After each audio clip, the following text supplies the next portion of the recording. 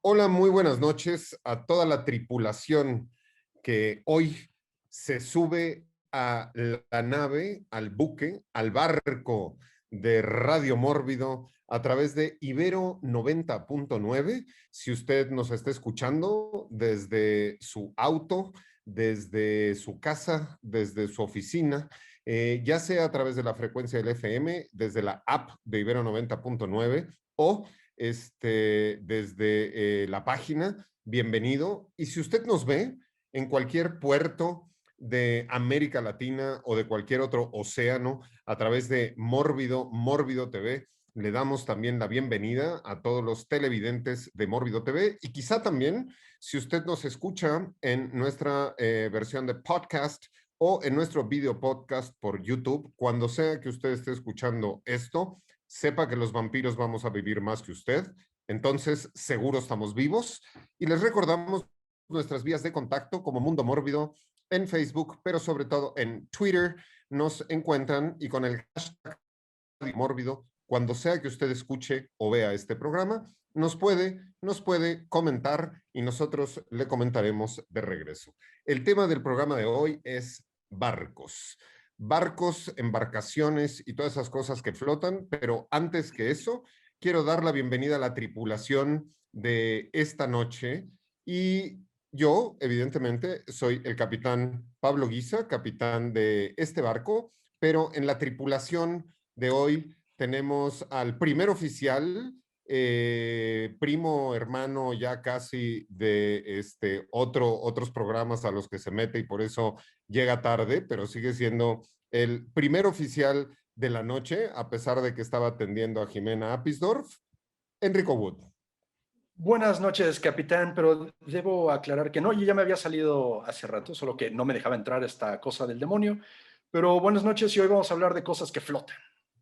Jay, muy bien. Primer capitán, el primer oficial de Mórbido TV y además capitán de muchas películas y de la historia del cine en América Latina. Nos acompaña esta noche y me da muchísimo gusto Adrián García Bogliano. ¿Cómo están? Muy buenas noches. Un gustazo estar por acá y con un tema que me parece muy divertido, la verdad, el que tenemos para compartir. Yeah. Muy bien, el que evidentemente le gustan los cruceros por el Caribe y las islas tropicales, incluyendo Hawái, y se baja del crucero siempre para comprarse sus camisas, Nico Ruiz. Hola, ¿cómo están? Qué chido estar con ustedes. Hola, Adrián, qué gusto que te unas. Hola a todos. Y pues sí, aquí tengo una vasta colección de camisas que he recuperado recorriendo todas las islas del Pacífico Sur. Cuando quieran, aquí hay. Muy bien. El médico a bordo, ahora sí que en este barco de Mórbido, cuando grita alguien, hay médico a bordo, siempre tenemos un médico a bordo. El primer oficial médico de este barco, el doctor Edgar Beltrán. Si le prendemos aquí, funciona mejor. ¿Qué tal? Muy buenas noches, queridos amigos. Pues sí, ya estamos listos. Aquí tienen un gran fanático de la cultura tiki también, de las islas del Pacífico Sur, al igual que Nico. Y bueno, siempre atentos, siempre listos, capitán. Muy bien, y al final tenemos a nuestro crítico constructivo y destructivo de confianza, también maestro de cine en el barco, ¿no? Lo ponemos en el área infantil a que le dé clases de cine a todos los niños. El segundo oficial, Eric Ortiz. Hola Pablo, hola a todos. Adrián, no habíamos coincidido por acá en radio. Pues muchas gracias por la invitación de nuevo, muy emocionado. Creo que hay bastantes cosas para platicar de barcos. Muy bien, y como siempre, Bren Moller atrás de los controles. Ella está en la cabina de control de este barco, ¿no? Supervisando que vayamos a buen ritmo y a buena velocidad. Entonces, barcos. Un barco es cualquier construcción cóncava y fusiforme de madera, metal, fibra de vidrio u otro material, incluso de hormigón, como el SS Fate, que por su forma es capaz de flotar en el agua y que se utiliza para navegar como medio de transporte. Es por consiguiente un término genérico con el que se puede referir tanto a una ligera canoa como a un crucero. Y de eso hablaremos en este programa, entonces no nos limitaremos, podemos hablar desde Cachemira, el lago de Cachemira o Xochimilco, ¿no? Hasta los grandes transatlánticos y portaaviones. Empecemos con una primera ronda de nuestras aproximaciones, nuestros primeros recuerdos y nuestra relación con las cosas que flotan, con los barcos. Y empecemos por Adrián García Bogliano. Bueno, yo, mi primera relación con barcos y demás es como cuando tenía unos 8 años por ahí. Algunas primeras aventuras, algunas primeras exploraciones en Argentina, algunas pequeños viajes, digamos, por el Río de la Plata. Antes de eso, también había habido algunas exploraciones allá por Madrid, por algunos lagos, digamos, con mi padre, pero siempre fui como de estar un poquito alejado del agua y de las embarcaciones hasta más grande, ¿no? De hecho, mi primera aproximación, yo creo, a algo que se moviera arriba del agua fue cuando tenía, en realidad la primera, recordándolo, fue cuando tenía 6 años, que fue mi primera ida al mar, que sucedió al día siguiente de ver tiburón, de hecho. Vi tiburón y al día siguiente fui al mar por primera vez. Yeah, pues we're gonna need a bigger boat. Vamos a necesitar un barco más grande y vamos a necesitar un programa más grande para hablar de todo lo que nos da para hablar de barcos, porque sin duda hay mucho. Una cuestión que es muy particular, ahorita que lo mencionaba Adrián, es que pues para toda la gente que creció en ciudades que tenían una relación con ríos o con mar, es como muy normal y muy natural.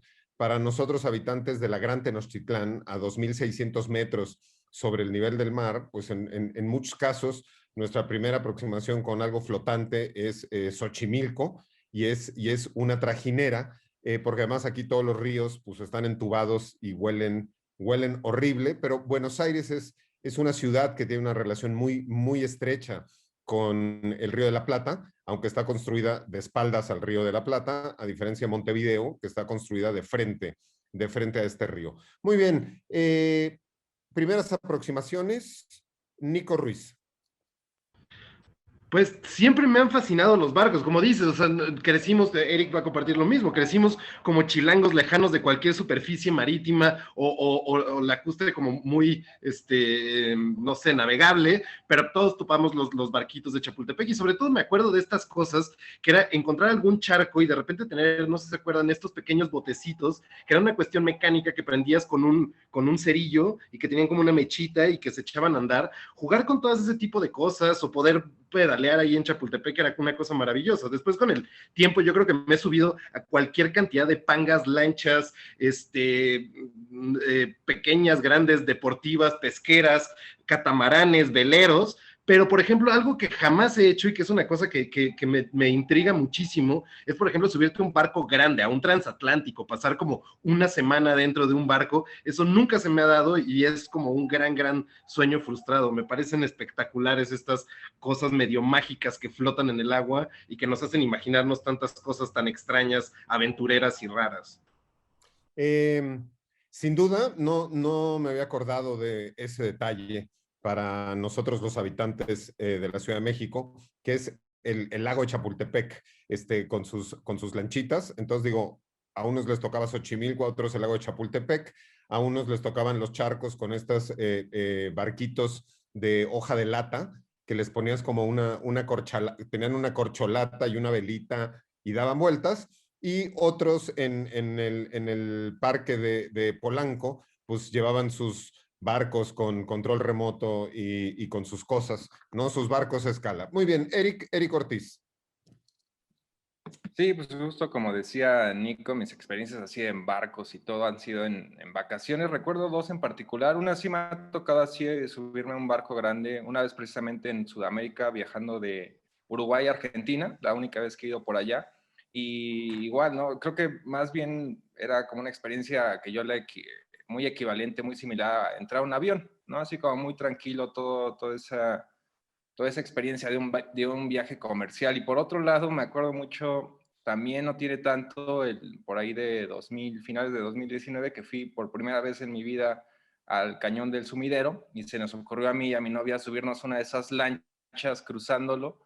Y ha sido de las cosas, o sea, ahorita que Adrián mencionaba, por ejemplo, tiburón, a mí en realidad me dio muchísimo más miedo estar ahí en esa lanchita que cualquier película, ¿no? O sea, iban a una velocidad impresionante, saltaba, obviamente con un montón de experiencia estos lancheros chiapanecos, pero bueno, yo la verdad sí iba, no soy muy religioso, pero esa vez iba ahí, pues ahí rezando que no nos pasara nada, ¿no? Claro, también hay un elemento que habría que tomar en cuenta, que es si sabes nadar o no. Porque pues la gente que sabe nadar, pues va dentro, arriba de un barco y ve el agua y ve la inmensidad del océano, pero al menos tienes una herramienta por si caes dentro del agua. Pero para alguien que no sabe nadar, que no es mi caso, me imagino que un barco adquiere otras dimensiones, un barco, una lancha o cualquier cosa. Entonces, chicos, aprendan a nadar. Vamos con nuestro oficial médico, el doctor Beltrán. Bueno, yo tengo mis primeros acercamientos hacia las cosas que flotan y todo esto desde tres perspectivas. Una desde la perspectiva de la literatura, gracias a esa colección de libros que todos tuvimos, de libros clásicos, ¿no? Y la oportunidad de leer el clásico de Julio Verne, ¿no? Del Capitán Nemo y el viaje de 20,000 leguas, el viaje submarino. Posteriormente ya algo real, tangible, ¿no? Para poderlo vivir, fue la lanchita de Acapulco, la que tiene fondo de cristal, que te llevaban en ese famoso tour para ver estas esculturas sumergidas y todo este rollo. Y pues obviamente entonces las profundidades siempre han sido algo que me ha gustado pues enormemente. Y la tercera sería a través de la televisión, porque recuerdo muy bien estas series de televisión, en especial esa serie de los 60s, y yo recuerdo haberla visto a finales de los 70s, que se llamaba Viaje al fondo del mar, en donde el protagonista era el almirante Nelson y el famoso Kowalski, que ya después lo retomarían acá los pingüinos de Madagascar, el personaje, ¿no? Por lo menos el nombre de Kowalski. Y pues son estas series que te hacían vivir la fantasía de estar en un aparato submarino capaz de vivir aventuras a través de las profundidades. Entonces, bueno, pues esos fueron los primeros acercamientos para cosas marítimas. Ya después tendré la oportunidad de viajar en barcos grandes, pero eso ya es otra historia.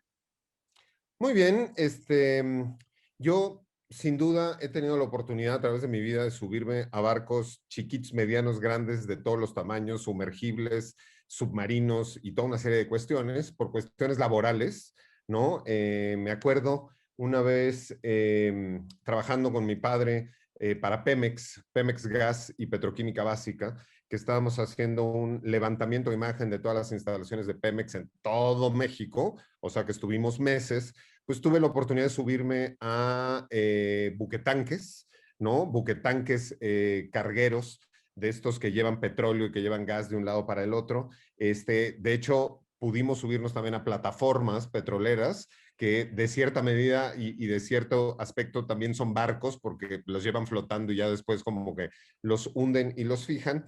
Y un detalle curioso aquí para comentar, que es un Eastern egg en uno de los carteles de Mórbido, pero hace 2 años que el tema de Mórbido fue el agua y que pusimos dentro del cartel un dios Neptuno Furie en el cartel, en el póster de Mórbido dice Acatum, porque ese es el nombre del buquetanque carguero al que yo me subí con mi padre, que era de Pemex, el Acatum. Khartoum, y entonces ese póster trae ese Easter egg que nadie lo sabía hasta ahora. Muy bien, y dejé al primer oficial de Mórbido hasta el final, porque muy poca gente sabe el pasado marítimo de Enrico Wood, porque tiene un pasado marítimo que él no los cuente.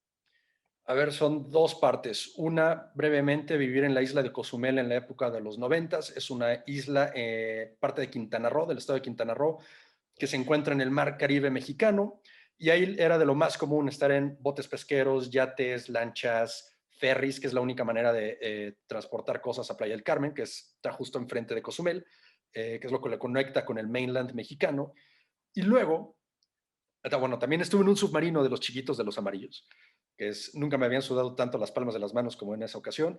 Y la segunda cosa es que trabajé 3 años en una línea de cruceros de lujo, que es una experiencia más cercana a Fight Club y Goodfellas en un barco que la isla de Gilligan. Entonces, bueno, ahí si quieren saber cómo va, nos estaremos viendo durante el show y yo les digo. Muy bien, ya hablaremos de todo ese tipo de experiencias y de por qué la gente que trabaja en los cruceros durante muchos años tiende a ser calva y tiende a perder todo el pelo. Y pues ya sabremos de más detalles de las tripas de los barcos.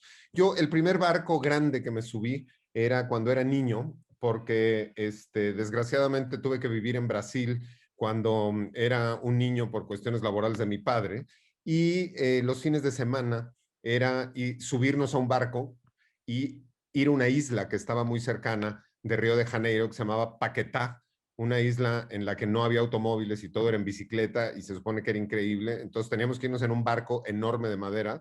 Todos los fines de semana me subía a este super barco para irnos a esta islita de Paquetá, y mi papá nunca supo que lo odié todas las veces que lo tuvimos que hacer, y como no había coches en la isla, pues todo era con bicicletas. Entonces era irse en este inmundo barco de madera para llegar a una isla inmunda y estar todo el día pedaleando en bicicleta. Pero ya que estamos hablando de barcos y ya que Enrico Wood nos está confesando su pasado dentro de los cruceros, vámonos con la primera canción, el primer segmento musical de esta noche, dedicado enteramente a Enrico Wood, y vamos a escuchar el tema musical The Love Boat de la serie que se conocía en español como El Crucero del Amor, y regresamos a Radio Mórbido.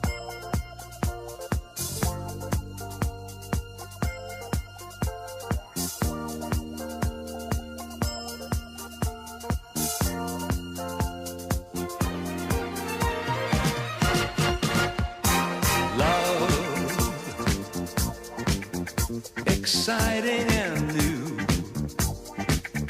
Come aboard.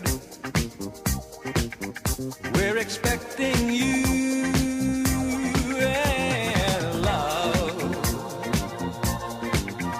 Life's sweetest reward. Let it flow. It floats back to you.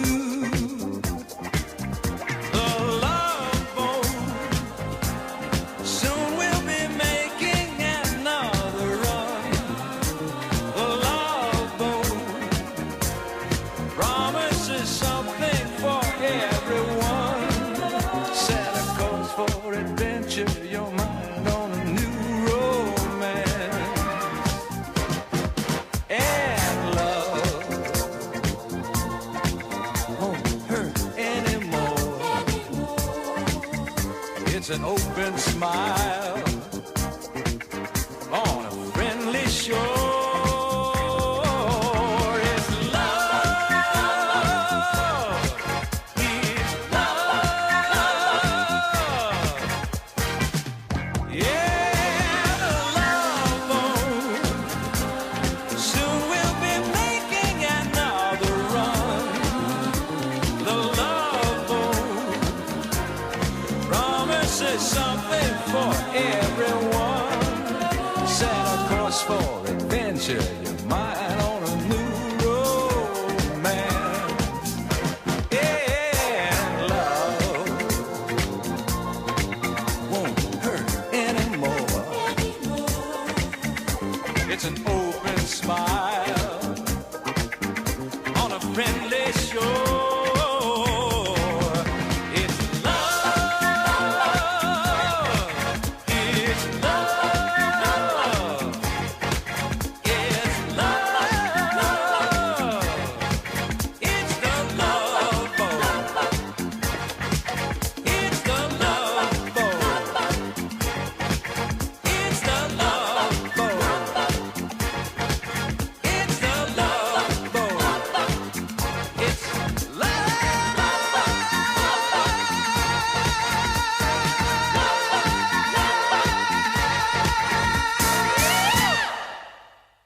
estamos de regreso en Radio Mórbido por Ibero 90.9. Y esta noche, y es de noche cuando grabamos el programa, por eso digo esta noche, estamos hablando de barcos.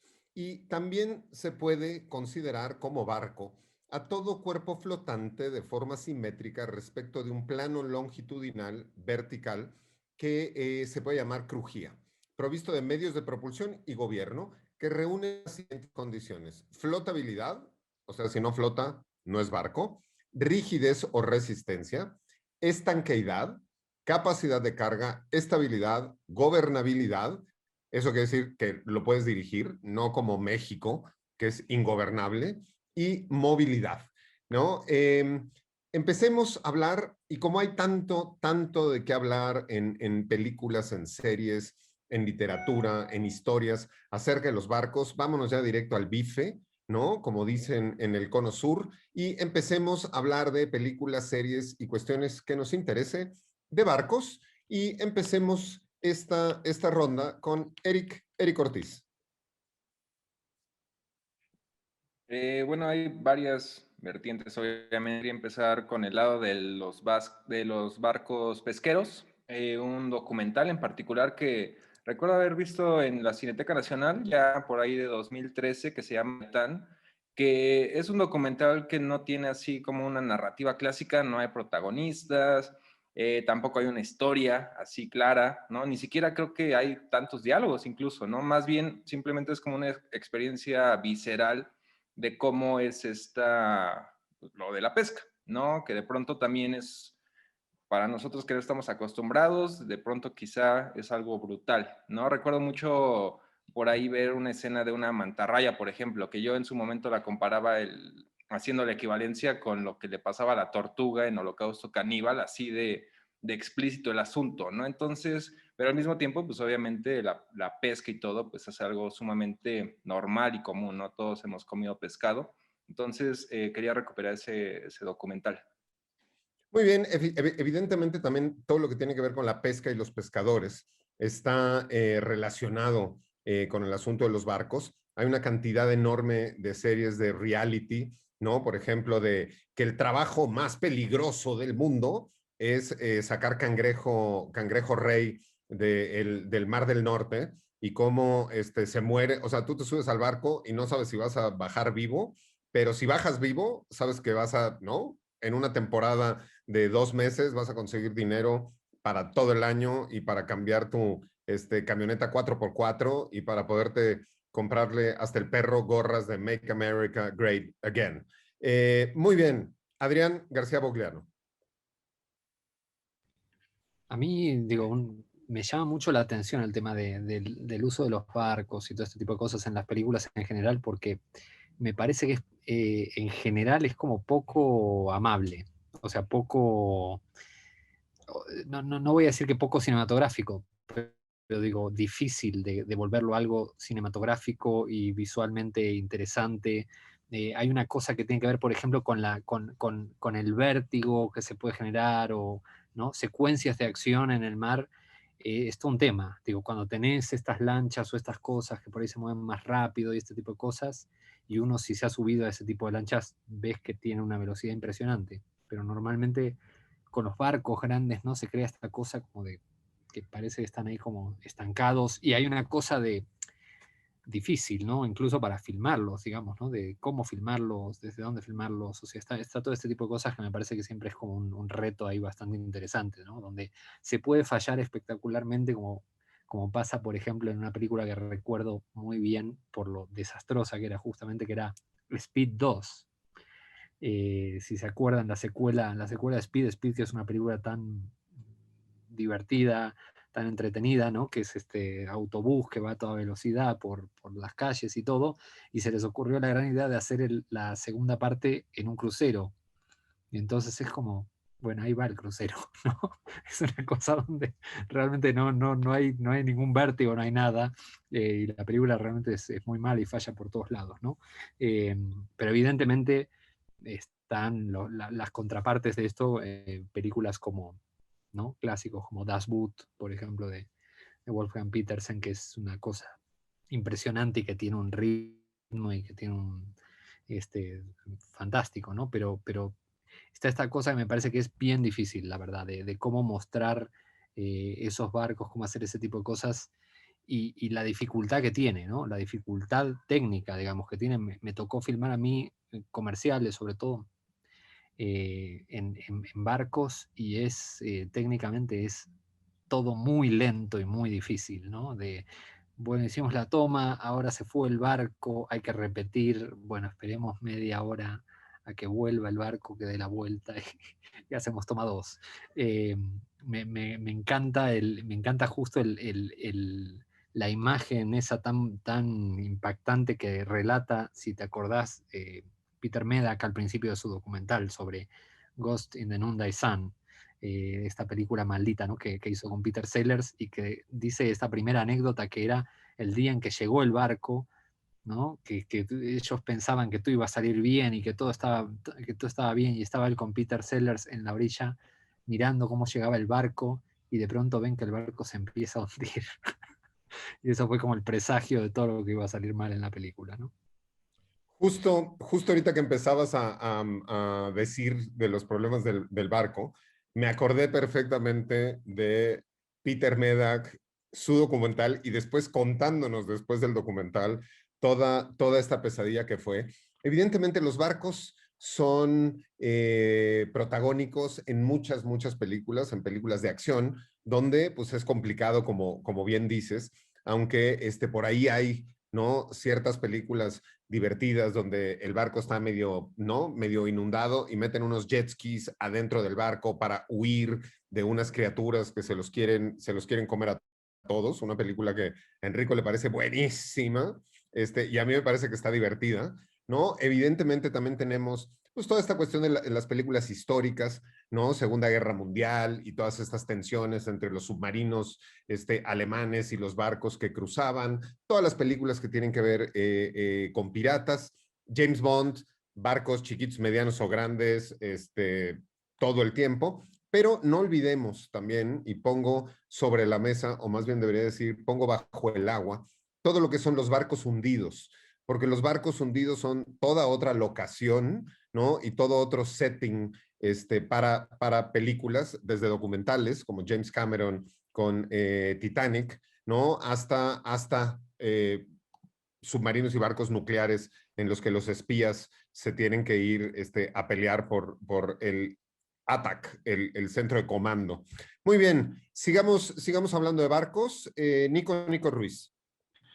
Pues no, a mí me parece como muy apasionante la idea y como toda la simbología que ha tenido siempre en la historia y en la cultura el asunto de los barcos, ¿no? Los barcos, por ejemplo, para los egipcios era como a través de lo cual transportaban a los cadáveres de los faraones, claro, transportaban a los dioses para ir de templo a templo. Está la barca de Caronte, ¿no? La barca famosa en donde las almas cruzan hacia el inframundo de los griegos.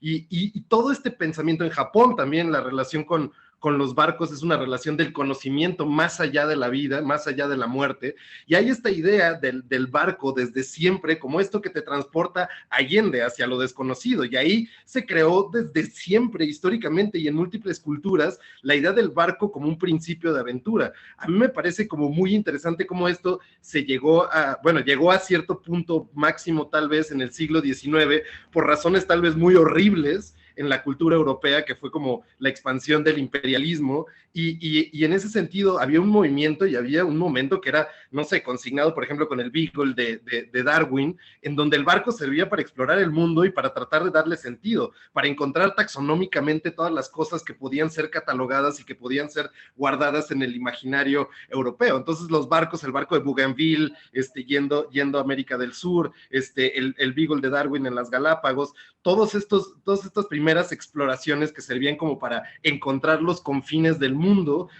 dieron a la idea de los barcos como toda una aventura y una mística diferente. Y hay algo que me parece como sumamente interesante de eso, incluso pensar, por ejemplo, esto que rescataron en la primera temporada de The Terror, que la segunda es una cosa espantosa, pero que la primera rescata, que justamente eran estos barcos que se quedaban varados en la Atlántida, en esta locura de conquistar el último continente, en particular de los ingleses, que era una cuestión de honor militar, conquistar estos confines del mundo, y que de repente se quedaban atorados entre las placas de hielo y pues tenían que esperar a que deshielara y otra vez volver a acelerar, y cuenta, retoma esta serie, por ejemplo, como todas estas historias de terror de los barcos que se quedaron perdidos y que tal vez por andar explorando, por andar buscando los confines del mundo, se encontraron con algo que no debían tocar. Yeah. Pues recordemos, ya que hablas de horrores, recordemos, y lo podremos mencionar más adelante, que tanto Frankenstein como Drácula tienen ahí su contacto directo con un barco. Y ya que entremos más a fondo en el asunto de las exploraciones, sin duda yo tendré que hablar de los chinos y de los barcos chinos, y de la comparación tan ridícula entre los barcos chinos y la Niña, la Pinta y la Santa María, del ahora cancelado, dentro de la cultura cancel, Cristóbal Colón. Pero hablabas de la barca de Caronte, y podríamos hablar de los barcos que circulaban por el Nilo con los faraones, estos barcos dorados, estas barcas de oro. Vámonos a nuestro siguiente segmento musical, y regresando hablamos con el primer oficial Enrico Wood, y vamos a escuchar precisamente La Barca de Oro, interpretada por los hermanos Carrión, y regresamos con todos ustedes aquí a Radio Mórbido.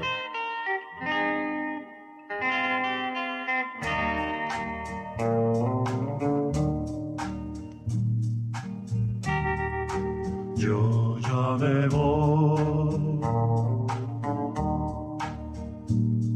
al puerto donde se halla la barca de oro que debe conducirme. Yo ya me voy, solo vengo a despedirme. Adiós, mujer, adiós para siempre, adiós. No volverás, tus ojos a mirarme, ni tus oídos escucharán mi canto, voy a aumentar los mares con mi llanto. Adiós, mujer, adiós para siempre, adiós.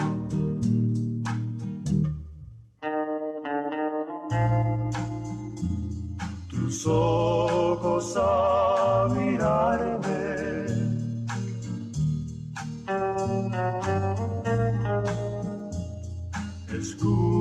escucharán mi canto, voy a aumentar los mares con mi llanto. Adiós, mujer, adiós para siempre, adiós.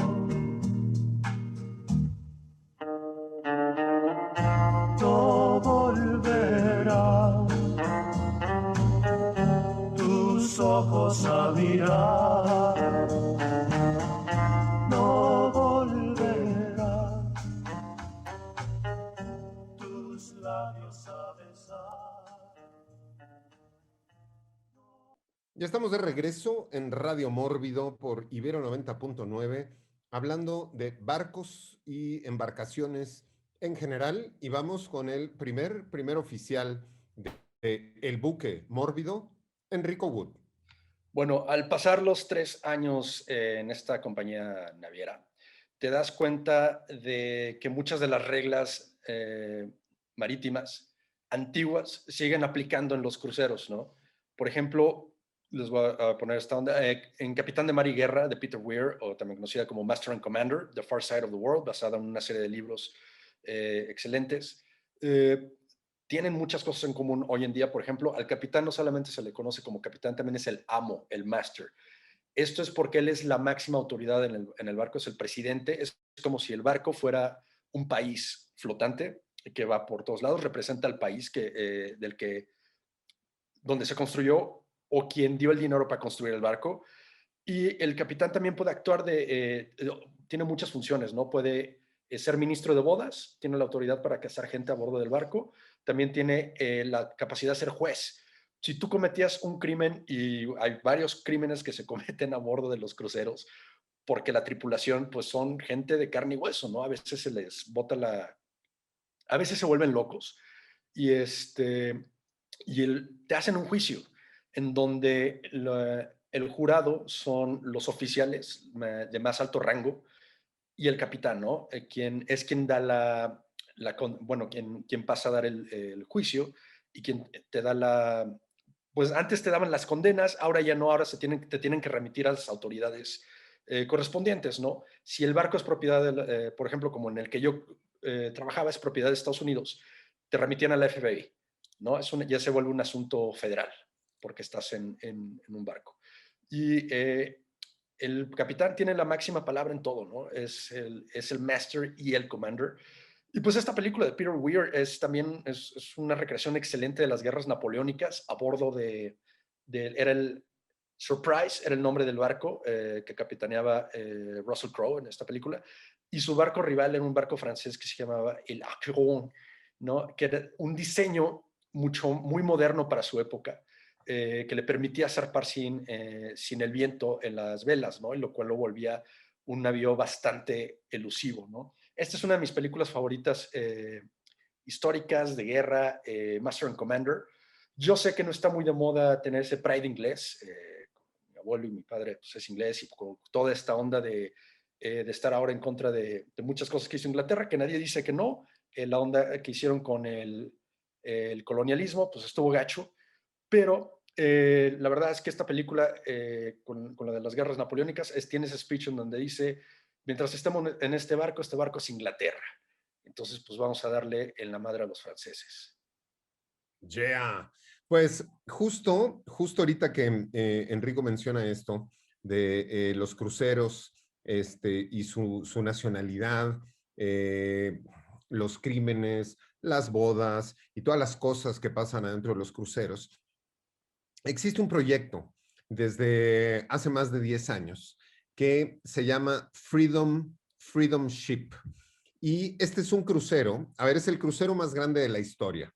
El plan es que tenga 1,371 metros de largo, que son más de 3 veces el Symphony of the Seas, que es el crucero más grande del mundo en la actualidad, que solo tiene 228 metros de ancho y 106 metros en la superficie de cubierta.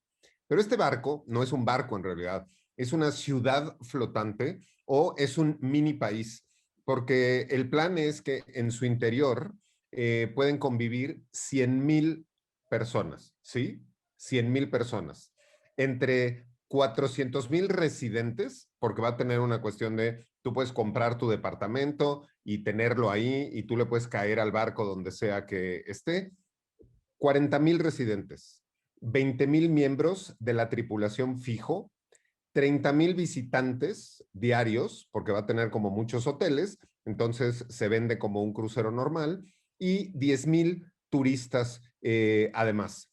En su parte superior habrá una pista de aterrizaje y despegue de aviones de hasta 40 pasajeros que también podrán recibir helicópteros y jets particulares. Es una ciudad flotante con bancos, con escuelas, con hospital, con todo, pero evidentemente, pues con el duty free más free y más duty de la historia, ¿no? Y pues con leyes como pues, muy particulares, porque pues por sus dimensiones y la cantidad de gente adentro que tiene, se presta para pues, ser lavado de dinero, se presta para, ¿no? Que sea la casa de gente que está huyendo, ¿no? Se presta para ser un paraíso fiscal, porque más la idea es que todo el año está viajando.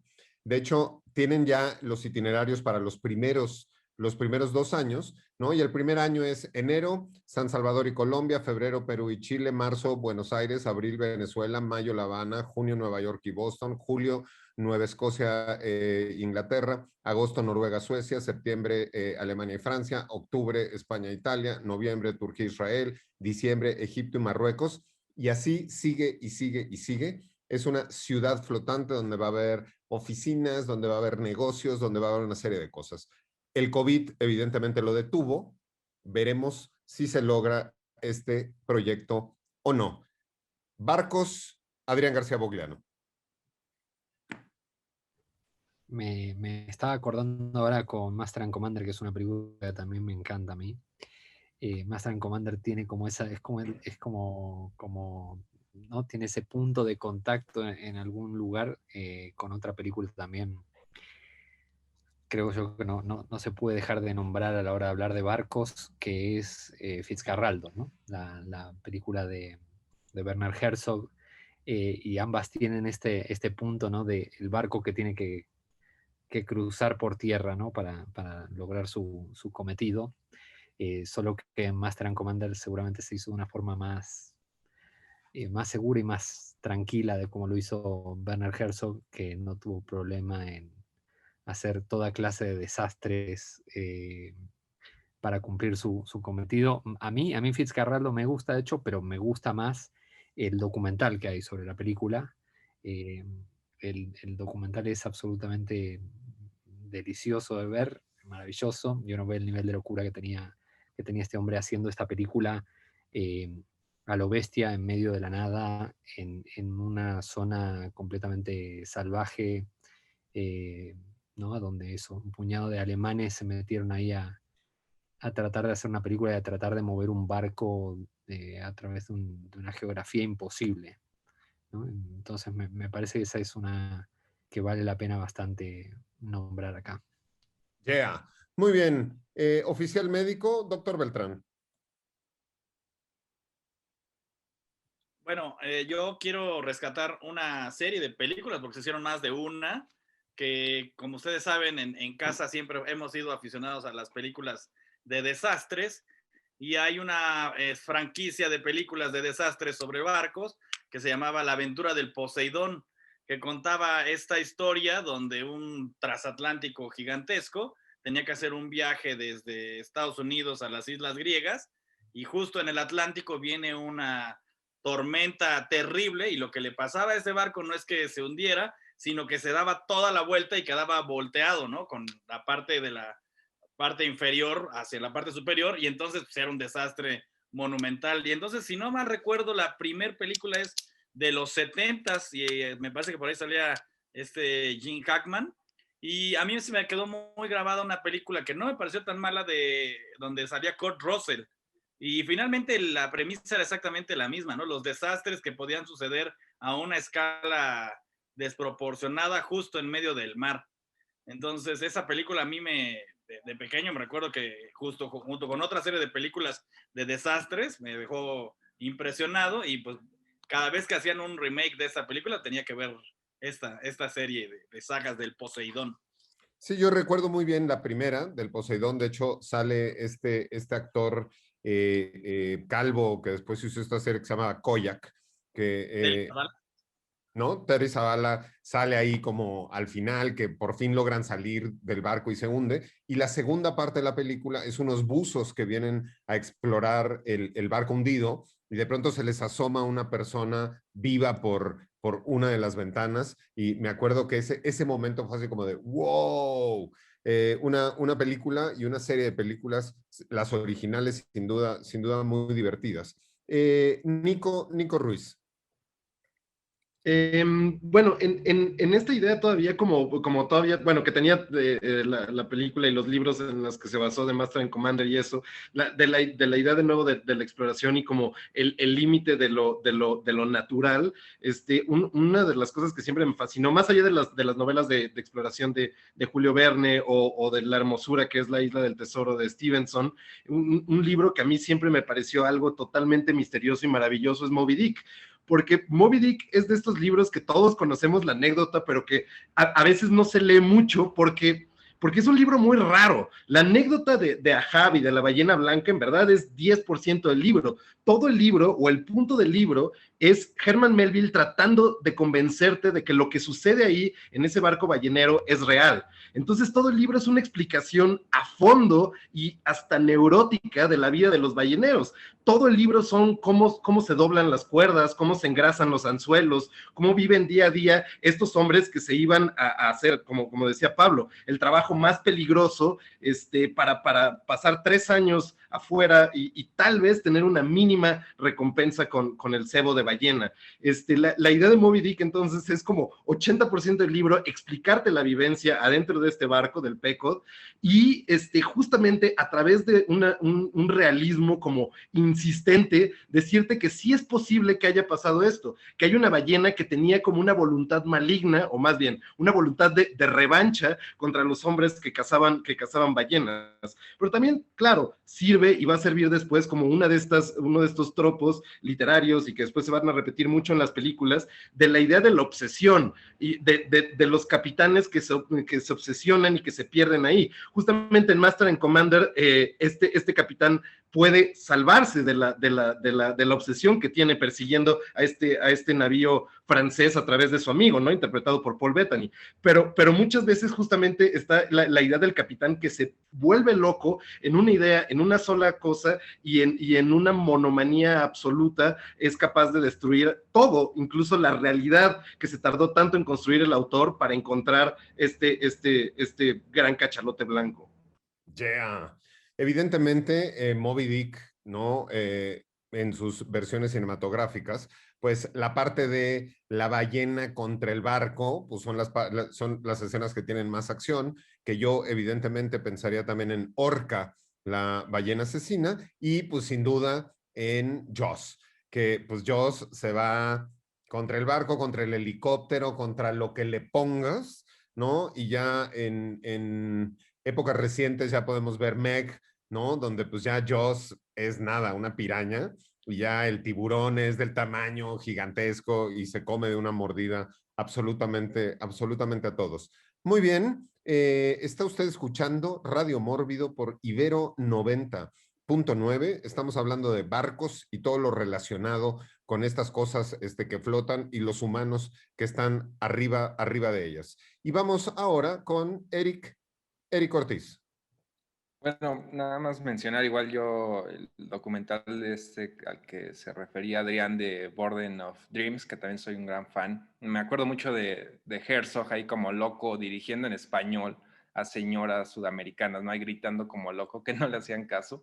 Y por otro lado, pues quería charlar de una película que se llama reciente, una película irlandesa que se llama Sea Fever, que también tiene que ver con un barco pesquero, aunque la protagonista en realidad es una científica, que tiene que hacer como unas prácticas ya más profesionales dentro de este barco. Por ahí tiene, obviamente, muchos elementos que tienen que ver con el tema que estamos tratando, el lado supersticioso de estas tripulaciones, porque la chica es pelirroja, y al menos en esa película, de acuerdo a esa película, pues tienen como esa idea las tripulaciones de los barcos pesqueros, ¿no? De que es mala suerte una mujer y sobre todo una mujer pelirroja, ¿no? Y por otro lado, bueno, la película también tiene elementos de películas de terror más clásicas, de pronto hay cosas muy derivadas de Thing o de Alien, ¿no? Se encuentran con una criatura que nunca realmente vemos qué es, pero termina siendo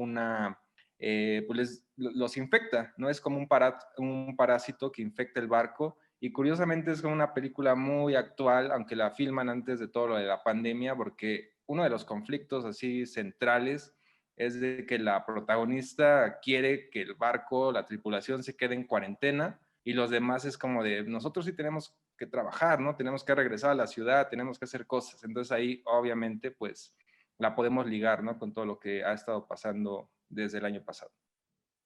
De hecho, una de las peores pesadillas que yo veía al principio de la pandemia, y digo peores pesadillas en el sentido de que ha sido inevitable a lo largo de estos ya 12 meses de pandemia, uno ponerse en el papel de ciertas personas en ciertos lugares. Y me acuerdo al principio esta cuestión de la gente que iba en los cruceros y que de pronto no los dejaban atracar en ningún puerto, ¿no? Y que querían llegar a los puertos y en los puertos no los aceptaban. De hecho, en México hubo unos cruceros afuera de Cozumel que no los dejaban atracar.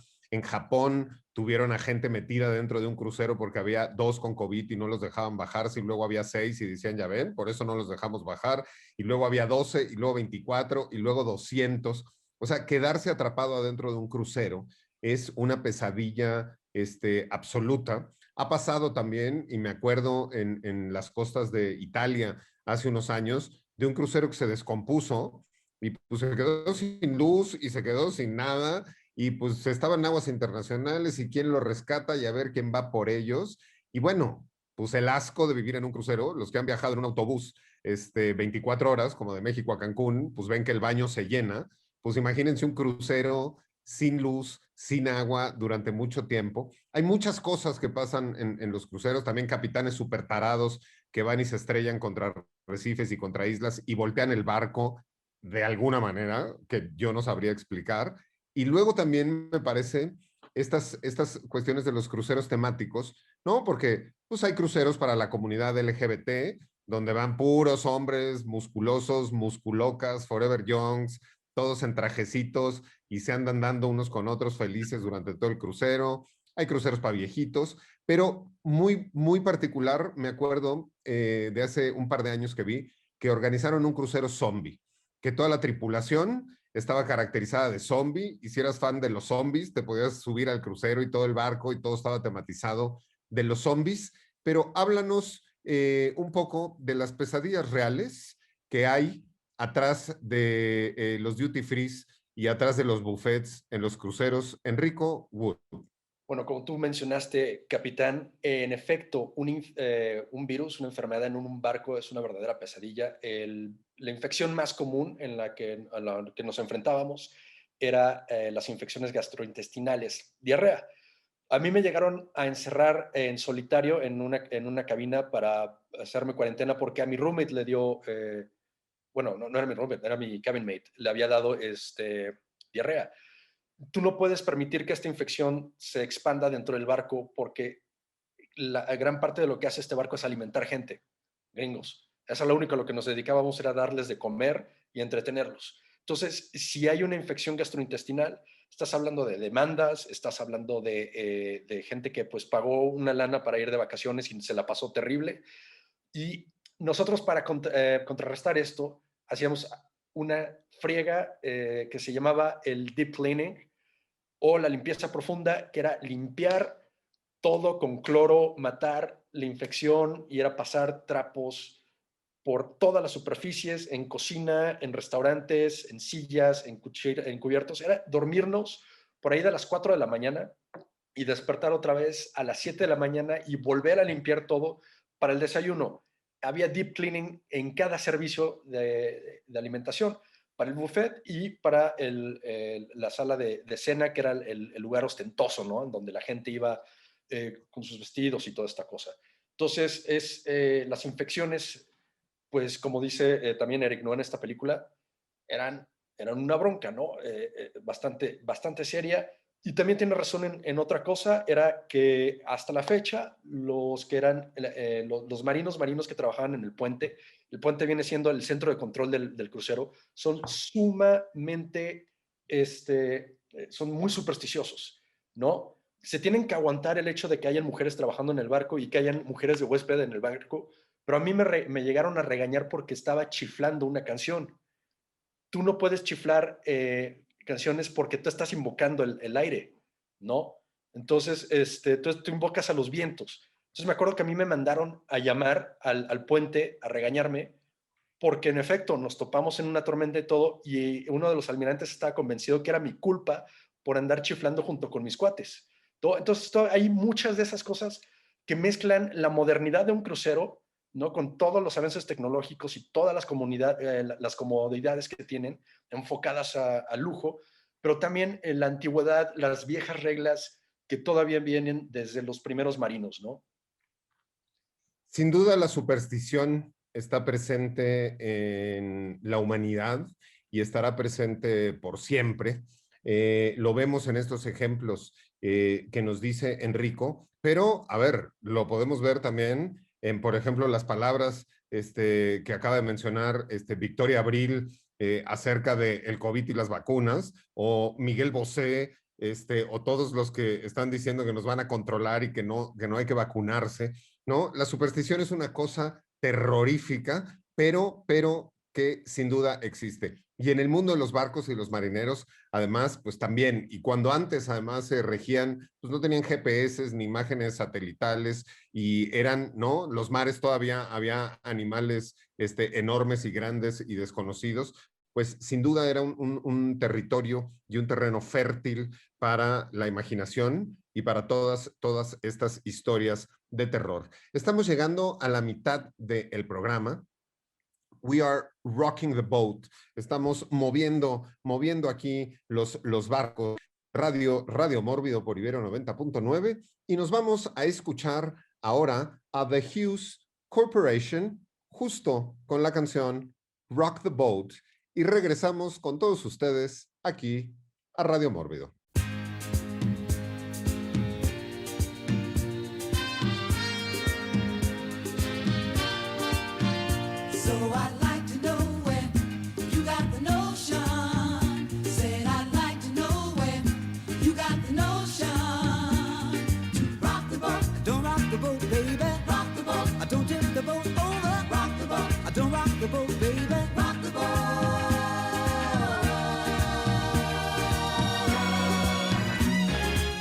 Since our voyage of love began, your touch has thrilled me like the rush of the wind, and your arms have held me safe from a rolling sea. There's always been a quiet place to harbor you and me. Our love is like a ship on the ocean. We've been sailing with a cargo full of love and devotion. So I'd like to know where you got the notion. Said I'd like to know where you got the notion. To rock the boat, don't rock the boat, baby. Rock the boat, don't tip the boat over. Rock the boat, don't rock the boat, baby. Rock the boat.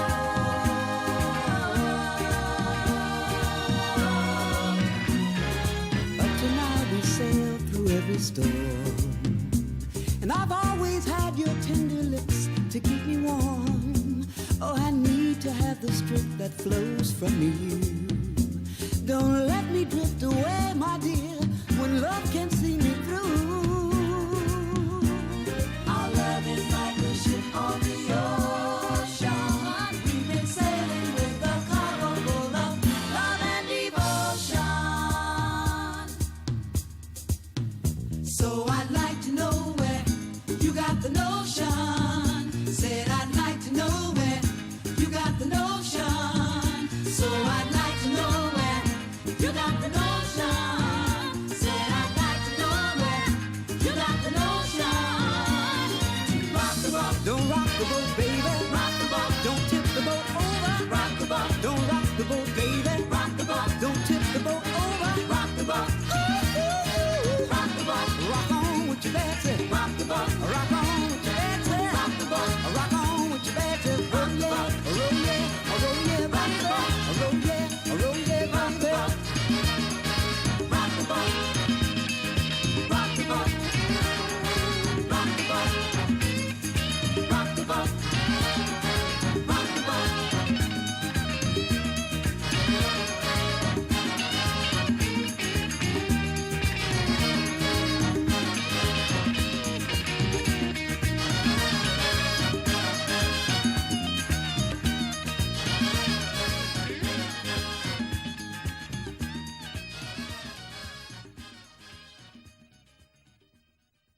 Y estamos de regreso en su programa marítimo de confianza, Radio Mórbido por Ibero 90.9. Y estamos hablando sobre barcos y una de las cosas que es muy, muy particular que mencionaba Enrico tiene que ver con las leyes marítimas. ¿no? Y de cómo el capitán es Master and Commander y cómo los barcos hasta el día de hoy se siguen rigiendo con leyes marítimas que vienen desde la antigüedad. Porque a final de cuentas, el barco es en muchos sentidos el instrumento que hizo que la humanidad pudiera explorar nuevos territorios, encontrar nuevos continentes, conocer nuevas realidades. Y lo particular de las leyes marítimas es que existen desde la antigüedad, se siguen aplicando actualmente y toda la exploración espacial está basada en las leyes marítimas, ¿no? Así como las aguas territoriales, pues es la parte del cielo territorial, la parte de las naves espaciales, la Estación Espacial Internacional, se rigen bajo las leyes marítimas, que ahora son las leyes espaciales, pero la ley espacial es un copy-paste de la ley marítima, porque es lo más cercano que nosotros tenemos a esta cuestión de la exploración y de los vessels y de estas naves con distintas nacionalidades y distintos países. Evidentemente los chinos se pasan por la muralla china las leyes del planeta Tierra y se plazan por la muralla china las leyes espaciales. Por eso los chinos mandaron a la luna pues un robot que estuvo haciendo cosas por la luna, sacaron muestras y todo, y como 2 meses después le avisaron a todo mundo que allá andaban por el lado oscuro de la luna desde hace rato, están construyendo su Estación Espacial Internacional, etcétera, etcétera, etcétera. Y si hablamos de las leyes marítimas, también tendríamos que hablar de los barcos fantasmas, porque dentro de las leyes marítimas existe la cuestión de que pues, si tú te encuentras un barco a la deriva en aguas internacionales, ¿no? Le das 2, 3 señales, 2, 3 cosas, nadie te hace caso, pues tú eres el primero en acercarte al barco y subirte, puedes reclamar la propiedad de ese barco y de todo lo que viene en su interior. Y sin duda, una película clave dentro de la escena del cine de terror que tiene que ver con las leyes marítimas y con reclamar la propiedad de un barco fantasma es precisamente Ghost Ship, barco fantasma, donde además venía cargado todo este oro y todo este asunto, y es el barco italiano María Celeste, que está perdido y que aparece cada vez de vez en cuando, y que es inspirado y nos remite a muchas historias de barcos fantasmas a través de la historia de la humanidad. Seguimos con la siguiente ronda de barcos y empezamos por nuestro oficial médico a bordo, el doctor Edgar Beltrán. Bueno, voy a aprovechar aquí para meter algo que no pensé que fuera a entrar, porque lo que estaba diciendo Pablo es súper interesante, de cómo las leyes marítimas son las que van rigiendo también las leyes del espacio. Y es que eso me recordó, o sea, cuando se propuso el tema de la 300, estas películas basadas en un cómic de Frank Miller que cuentan justamente esta etapa de la Segunda Guerra Médica, donde en este caso Temístocles es el griego que se encarga de tratar de unir a todas las ciudades imperio de la antigua Grecia para luchar contra los persas. Y también me viene ahí a otra historia en donde es una especie como de leyenda de la antigüedad, en donde Arquímedes, el gran científico de la antigüedad, matemático y todo esto, cuenta la leyenda de que había incendiado una flota marítima, la flota de romana, perdón, no romana, no recuerdo dónde era, la flota de Marcel, por ahí lo leí, con un espejo cóncavo en la batalla de Siracusa. Y entonces eso siempre se ha puesto como en debate de si fue cierto o no fue cierto, porque de entrada, bueno, pues los barcos, aunque no lo parezca, siempre están en movimiento y a velocidades súper rápidas. Además de que, pues el hecho del oleaje que tienen, pues hace que siempre estén en movimiento y que enfocar un rayo solar con esa intensidad que se necesita, pues es un poco complicado, ¿no? Pero bueno, pues son las anécdotas de la antigüedad y cómo se van mezclando poco a poco con las historias de la vida diaria, ¿no? Por eso era más efectivo el cañón de navajones que los espejitos para quemar barcos. Me haces pensar, ¿no? Uno en Grecia, que a final de cuentas Grecia es un conjunto de islas y los griegos siempre han sido grandes marineros y hay mucha de la historia y de la mitología griega que nosotros podemos ver desde la Ilíada y la Odisea, ¿no? Que tienen que ver con transportaciones marítimas y islas con minotauros y con cosas y de una isla a la otra. Muy bien, sigamos hablando de barcos. Y ahora vamos con el Master and Commander de Mórbido TV, Adrián García Bogliano. Me quedé pensando en esto que decías, ¿no? El paralelo, las cosas, las relaciones que podía haber entre las leyes marítimas y las leyes espaciales, y me acordaba justo que es muy famoso el pitch que hicieron de Alien para vender Alien en su momento para que se las produjeran, que fue Tiburón en el espacio, ¿no? O sea, ese tipo de paralelos me parece que están también entre las películas, digamos, de barcos y las películas de naves espaciales. Hay como ciertos elementos comunes.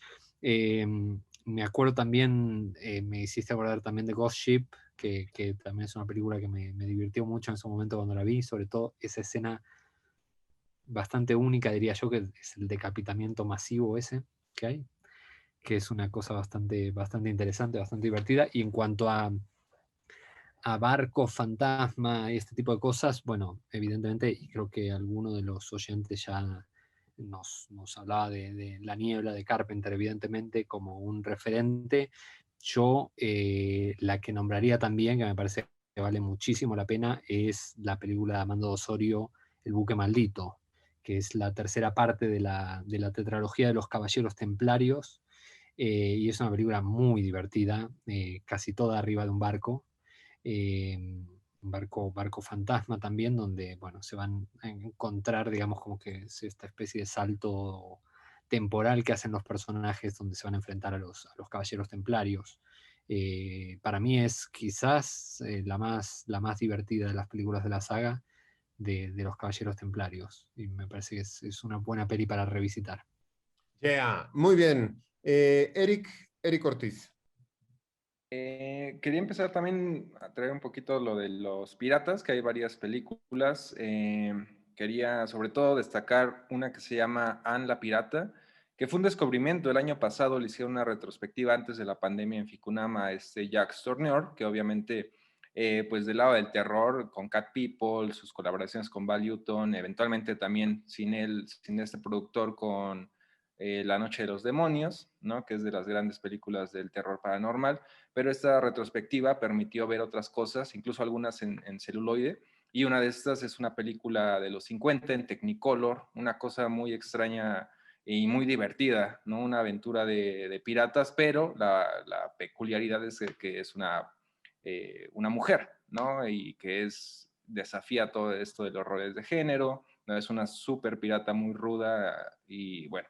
Y por otro lado, con riesgo de caer en el leimómetro, pues a mí, sobre todo la primera parte de Los Piratas del Caribe, tenía por ahí de 11, 12 años cuando la vi en el cine. A mí sí me divirtió mucho.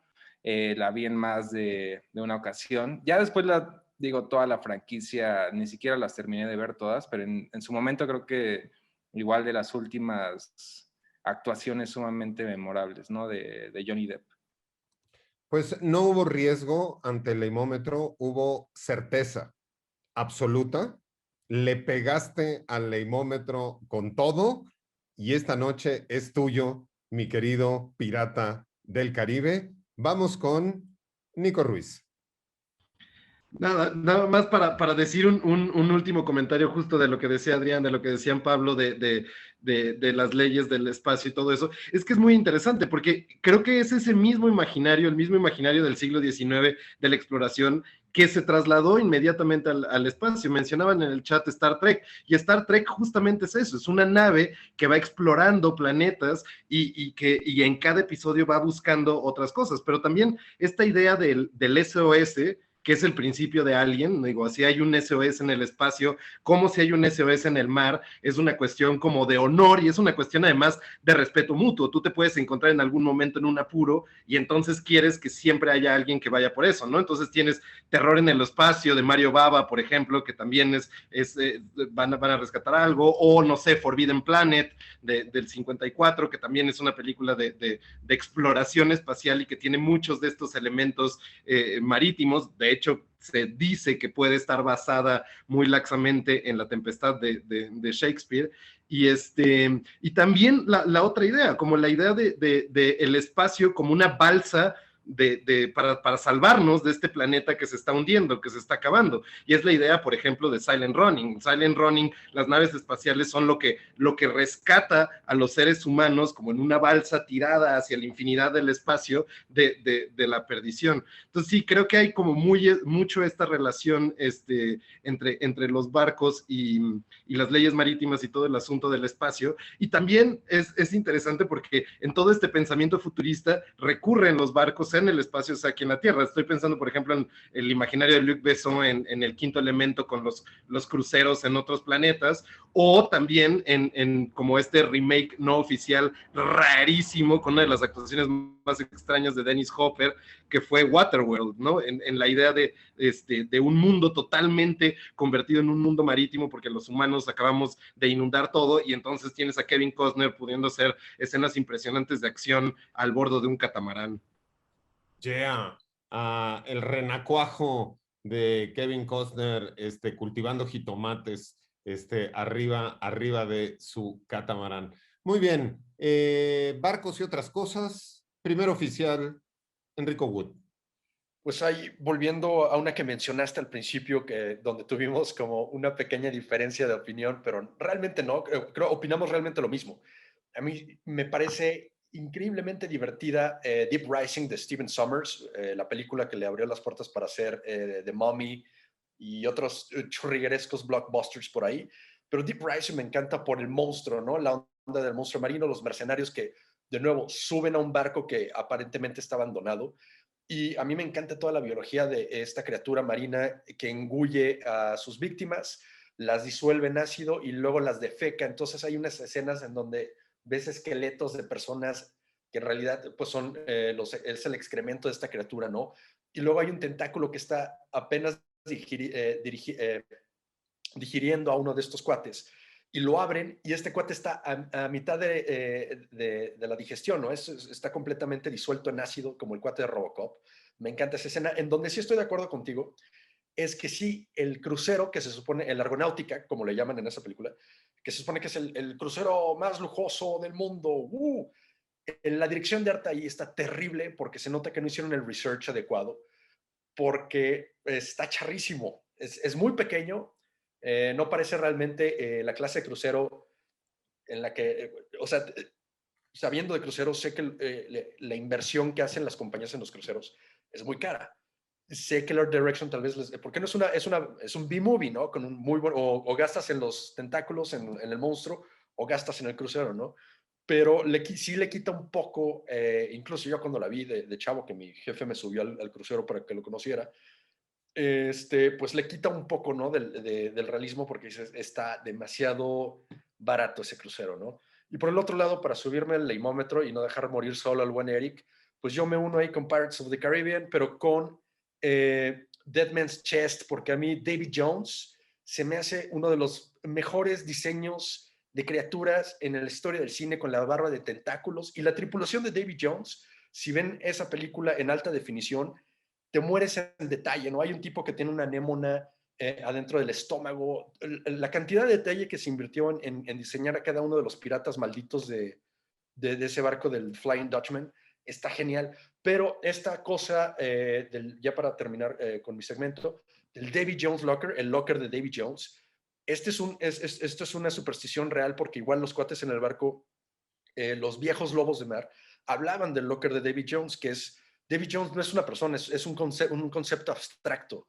Es el marino ahogado y es la tumba donde todos los marinos ahogados van, que realmente es como el inframundo de la gente de mar. Otro significado de que tienen sus propias reglas. La gente de mar es completamente distinta a nosotros, a los que vivimos en tierra. Y yo que pude ver un poco de ese mundo, veo que era otra cosa. Obviamente, pues les mencionas a Davy Jones y se pitorrean, porque es un concepto abstracto para ellos. Davy Jones no es una figura mitológica, ¿no? Es un referéndum más bien. A mí esta película de la que hablábamos me gusta mucho la criatura, ¿no? Me gusta mucho el concepto, pero efectivamente el barco ultramoderno y que además los que llegan estaban de acuerdo con el dueño del barco, porque el dueño del barco invirtió tanto que quedó en la quiebra y la única manera de recuperar el dinero era hundiendo el barco y cobrando el seguro.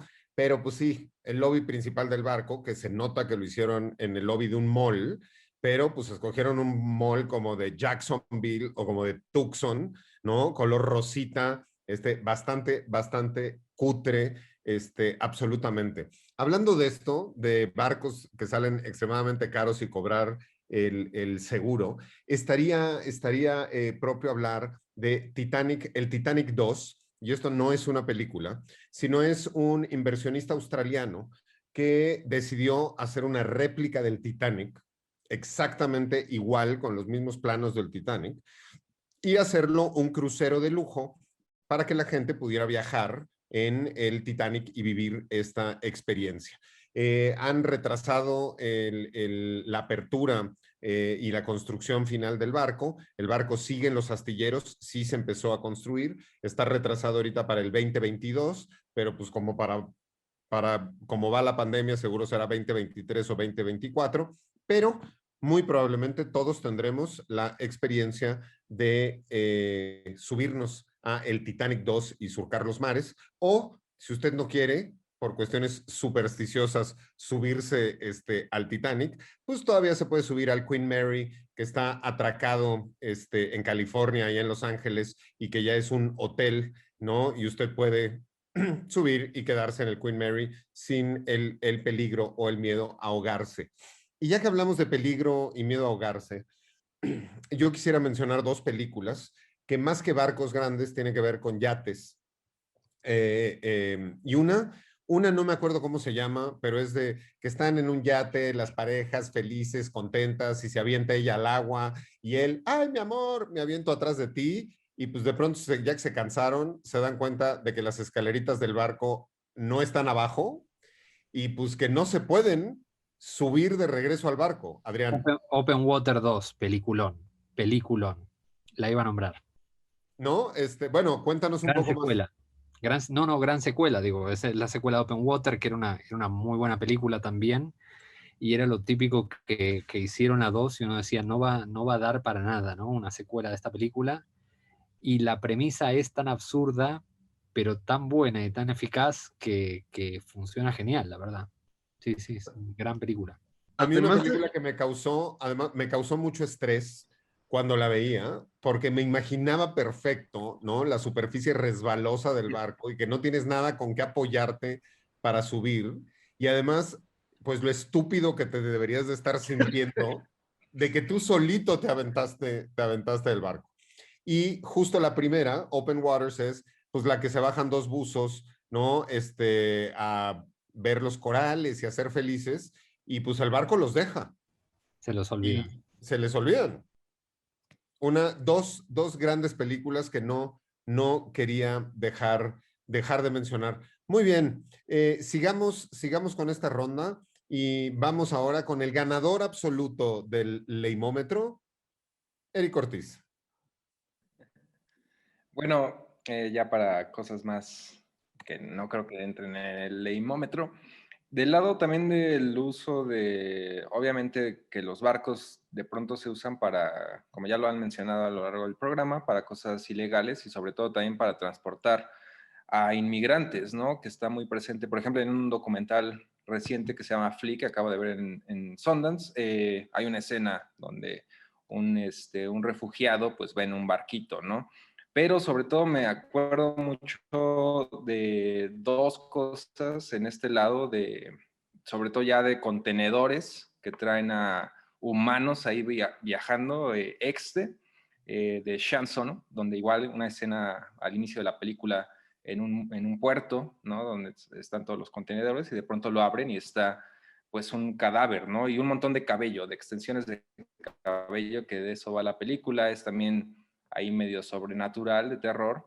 Y por otro lado, pues toda la segunda temporada de la que es mi serie favorita de todos los tiempos, que es The Wire, donde pues igual, digo, va cambiando todo el crimen, ¿no? El crimen organizado de la ciudad de Baltimore, y en la segunda temporada en particular se enfocan en el lado de los muelles, y eventualmente el caso es de que van transportando pues, a muchas mujeres inmigrantes en Europa, de Europa a Estados Unidos, y se les mueren, ¿no? Ahí hay un tema, y esto da pie a que se descubre toda una cadena, ¿no? De corrupción y de crimen y todo, pero bueno, nada más quería traer como ese lado de que los barcos luego se ocupan para estas cosas, ¿no?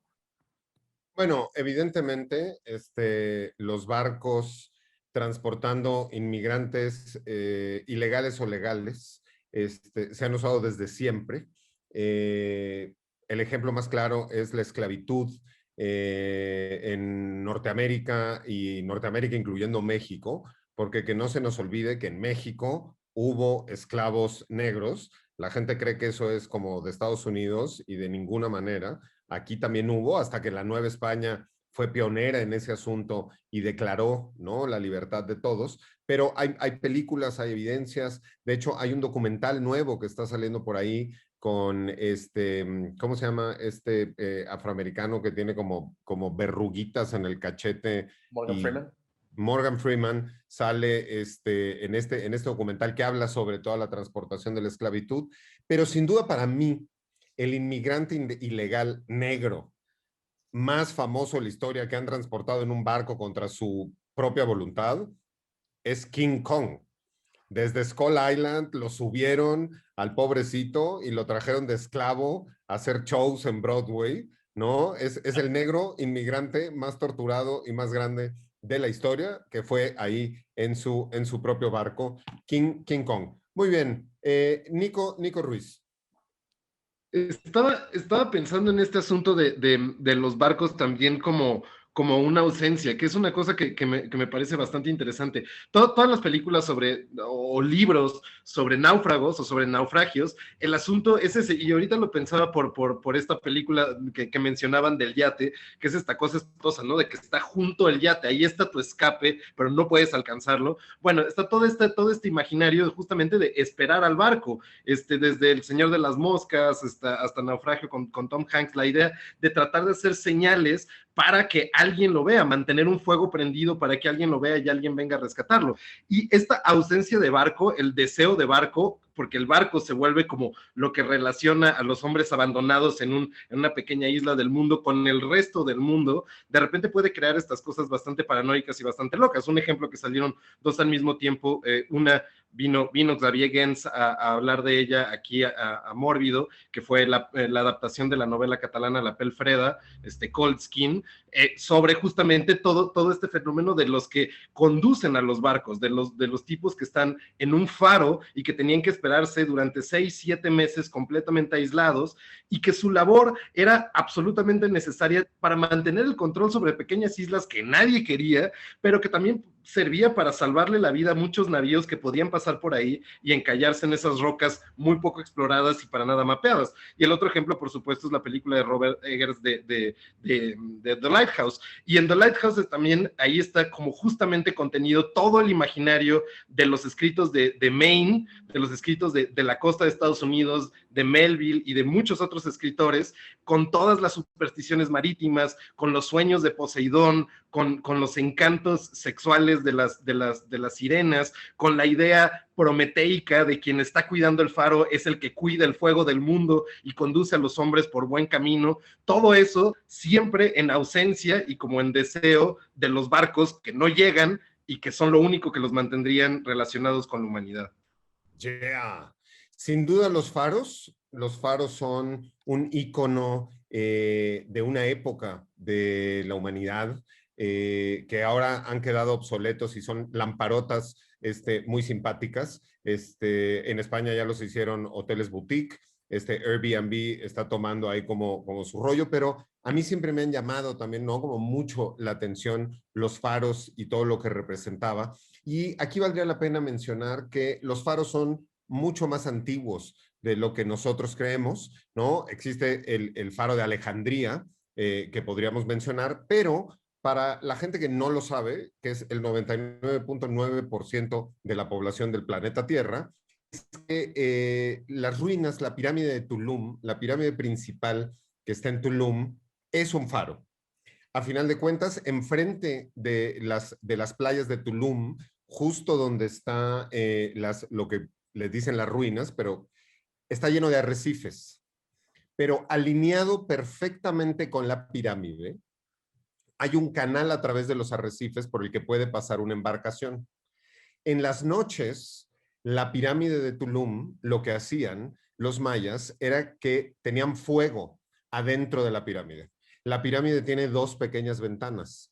Entonces, si tú venías de noche navegando y querías llegar a tierra, tenías que alinear tu embarcación perfectamente a las 2 ventanas, a las 2 luces de la pirámide y podías pasar a través del arrecife sin ningún problema. La pirámide de Tulum es un faro. Los mayas, y esto no es como muy conocido, eran grandes navegadores, ¿no? Tenían una capacidad naviera grande y una gran experiencia, pero porque, y esto será tema de otro programa, los mayas eran chinos y los chinos son los mayores constructores de barcos en la historia, pero estamos llegando a casi el último segmento del programa, y ya que hablábamos de los náufragos, ¿no? Y de las embarcaciones que se pierden, que chocan, que se estrellan, y de toda esta falta de pronto de barco,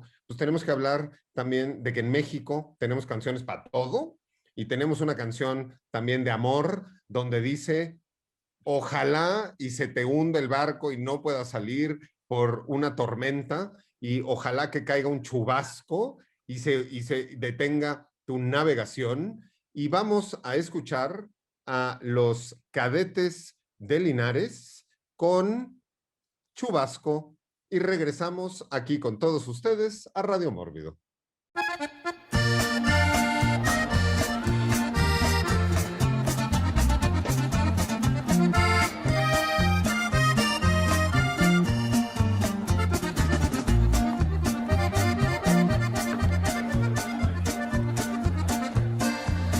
Oiga, mi amigo, ¿por qué está tan triste?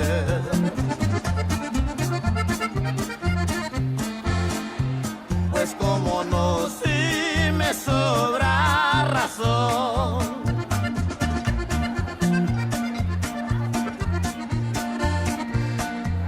Porque a la joven que amaba en un tiempo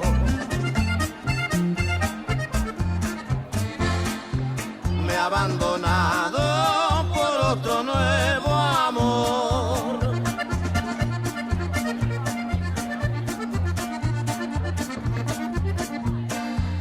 Como a las 11 se embarca Lupita,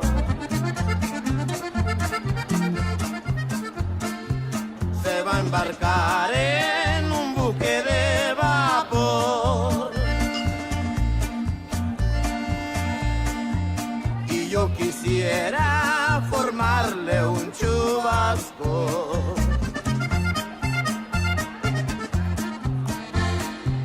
y detenerle su navegación.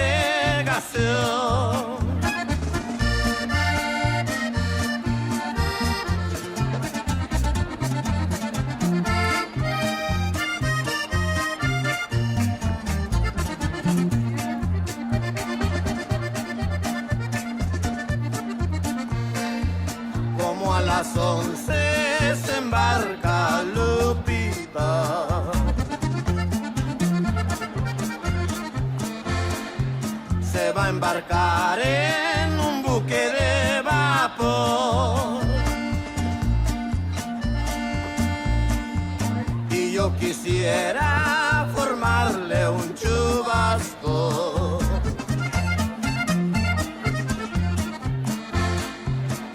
detenerle su navegación.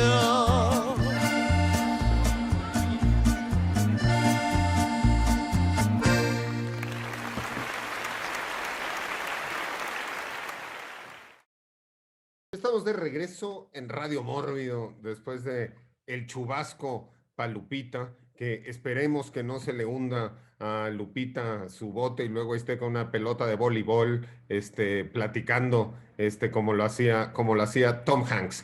Vamos a prácticamente nuestra última ronda de comentarios en este programa de Radio Mórbido por Ibero 90.9. Y en imagen por Mórbido TV para toda América Latina. Entonces ya podríamos decir que Mórbido es la voz e imagen del terror de América Latina desde México. Y empezamos con el oficial médico a bordo, el doctor Edgar Beltrán.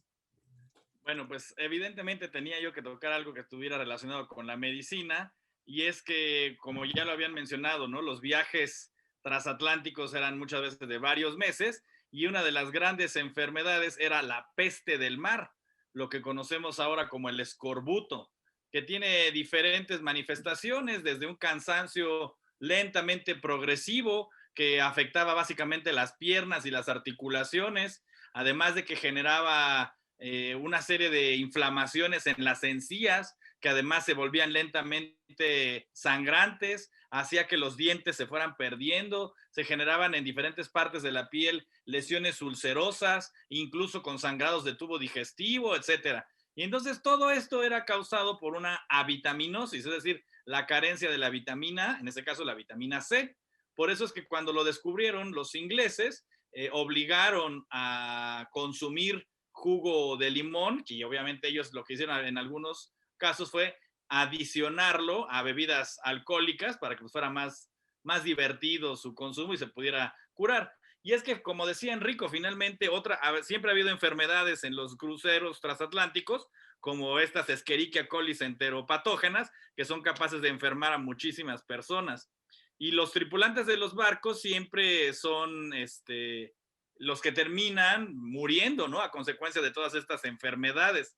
Y entonces, ahí no quiero dejar pasar, como ya es la última intervención, voy a hacer mención de todos estos tripulantes de la antigüedad que son muchas veces relacionados como piratas, corsarios, filibusteros y bucaneros, que en realidad la diferencia básica de esto es que los corsarios tenían una autorización de su majestad la reina en temporadas de guerra para robar, pero pues seguían siendo básicamente lo mismo.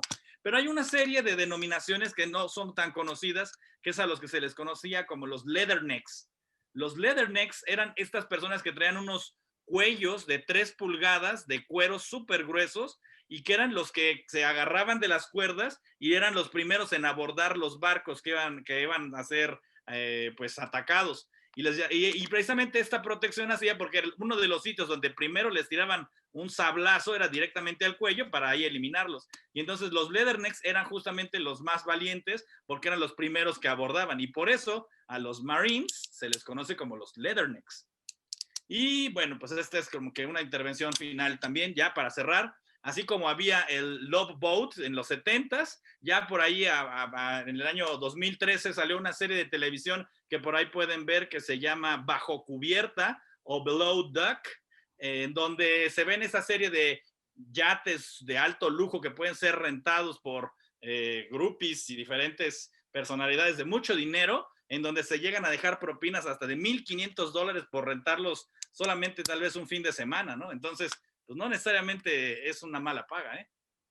No, sin duda que no. La vida en los yates, ¿no? Es una vida muy peculiar y de lujo, de pronto no solo para los que están como visitantes, sino también para la tripulación. Y pues basta nada más caminar ahí en Cannes, en el Festival Internacional de Cine de Cannes, por los puertos y ver la cantidad de yates y ver yates de verdad, porque digo, uno va a Acapulco, ¿verdad? Y pues ve los yates de Acapulco y cree que esos son los yates, pero cuando uno va a Cannes y de pronto se puede subir a uno de estos yates que de pronto se utilizan como oficinas por algunas distribuidoras, compradores, vendedores o productores de películas, pues te das cuenta de lo que realmente es un yate y no las cosas con fondo de cristal o otras donde te mueven la panza ahí en Acapulco. Sigamos con esta última ronda. Nico Ruiz. Yéndonos un poquito de la ficción hacia algo que es un poco más extraño que la ficción, pero que en realidad pasó, les quería contar dos anécdotas que me parecen como sumamente interesantes y que como que capturan todo este imaginario de los barcos y los misterios que tienen. Uno es en 1872, el 4 de diciembre, que fue cuando volvió a aparecer este famoso barco que citan en Ghost Ship, el María Celeste, por las Islas Azores. La cosa loquísima de este navío estadounidense es que estuvo perdido y de repente lo encontró otro navío canadiense ahí flotando a la deriva. No tenía una balsa de salvamento, entonces se suponía que tal vez habían tenido algún tipo de problema y se habían ido de ahí, pero no había nadie, no había absolutamente nadie y todo estaba intocado. Los ceniceros seguían llenos con las colillas ahí, los vasos estaban puestos, todas las cosas personales de todos los marítimos que estaban en ese barco se quedaron exactamente intactas y lo que es más misterioso, todo el alcohol del barco estaba intacto. Es decir, que marineros que estuvieron meses en el mar no tomaron un solo trago, dejaron todo el alcohol ahí y de repente desaparecieron. Hasta la fecha no se sabe qué pasó con esos marinos, nadie nunca pudo averiguar qué es lo que sucedió y esto alimentó mucho como el imaginario de los barcos fantasmas. La otra anécdota que les quería contar es 200 años después, en diciembre de 2001, empezaron a pasar estas cosas extrañas en la costa de Japón. Mujeres que iban caminando solas por ahí, de repente desaparecían de la nada cada vez que se acercaban como a alguna superficie de agua, algún lugar en la costa. Entonces, en diciembre de 2001, la Armada japonesa de repente paró un pequeño barquito pesquero que se estaba comportando de forma muy rara, como acercándose a la costa y alejándose. Entonces le dieron el alto, le dijeron, bueno, identifíquese y todo lo demás.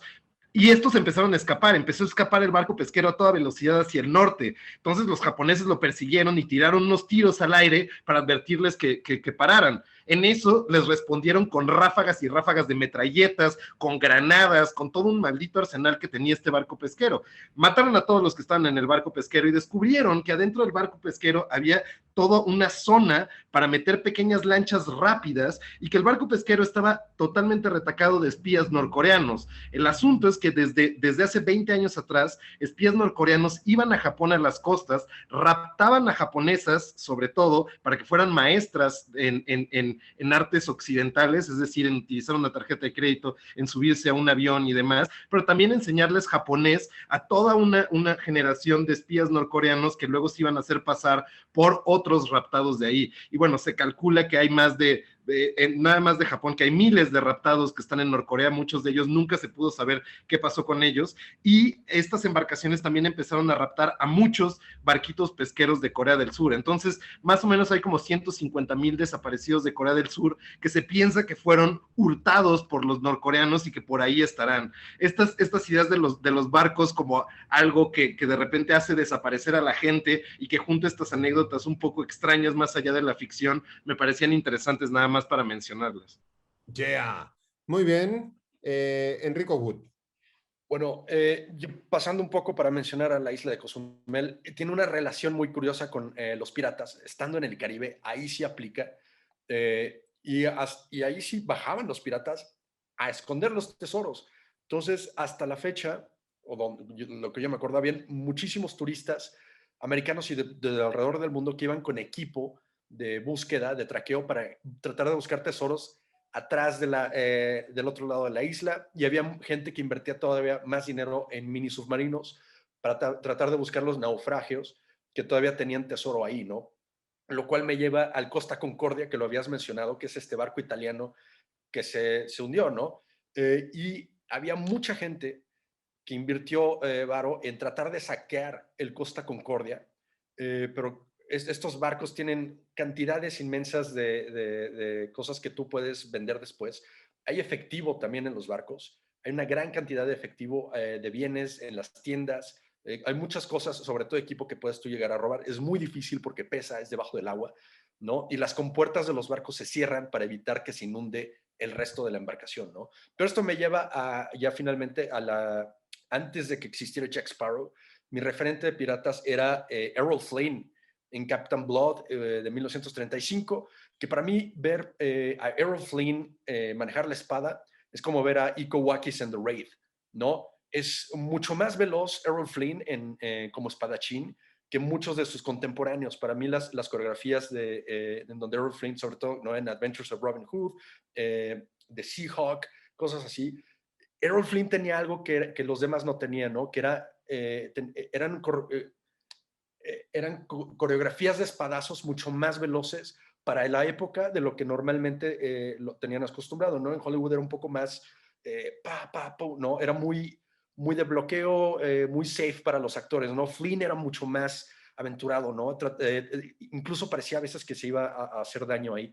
Entonces, a mí me encantaba ver películas de Errol Flynn en esa época. Para mí era lo que era la idea de un pirata, ¿no? Captain Blood, chequenla, es la historia de un médico irlandés que es vendido en Jamaica como esclavo y luego captura un galeón y se transforma en pirata. Excelente. Yeah. Pues mencionar nada más que los piratas del Caribe existen hasta el día de hoy y también están los piratas del Golfo y también están los piratas del mar del Cortés y están los piratas del Atlántico, porque el día de hoy, siglo XXI, hay piratas que llegan a las bases petroleras, hay piratas que atacan a los barcos y les siguen robando cosas, no solo en las costas de México, en las costas de África es muy, muy común y de hecho, así como en la autopista México-Puebla, va el tráiler de Apple custodiado por patrullas para que después no les vendan los audífonos en 700 pesos. Y de la misma manera, los barcos en las costas de África siguen siendo protegidos. Y esto me lleva a mencionar una película que se llama Life Aquatic, ¿no? Una película que tiene todo que ver con barcos y con submarinos, una película muy, muy divertida y con una estética muy particular, ¿no? Y que justo salen piratas y salen yates nuevos y yates viejos y submarinos y toda una serie de cuestiones. Life Aquatic, una película que pues cuando usted tenga unas horas ahí disponibles, si tiene una cosa mejor que hacer, ocúpenla en otra cosa, pero si no, puede ver esta película de Wes Anderson, Life Aquatic. Muy bien, última intervención, Eric Ortiz.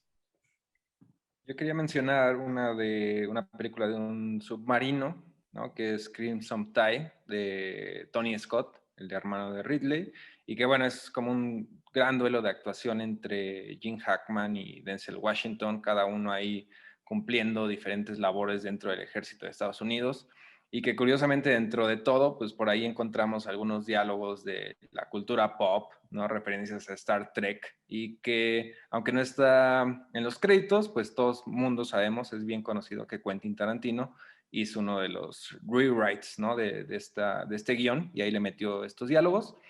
Y finalmente también hay un tease de que sé que eventualmente va a haber un mórbido sobre la caca, entonces nada más ahí como la mención a la última, la más reciente película de Troma, que es Shakespeare Shitstorm, basada en La Tempestad, obviamente una locura total, y que por ahí hay un set piece, una de las secuencias principales desarrollada dentro de un barco, es una gran fiesta y que se ve interrumpida pues por el título, ¿no? Que es prácticamente una tormenta de caca y unas ballenas muy a lo Sharknado, pero pues para mí muchísimo más divertido, ¿no? En el lado de Troma.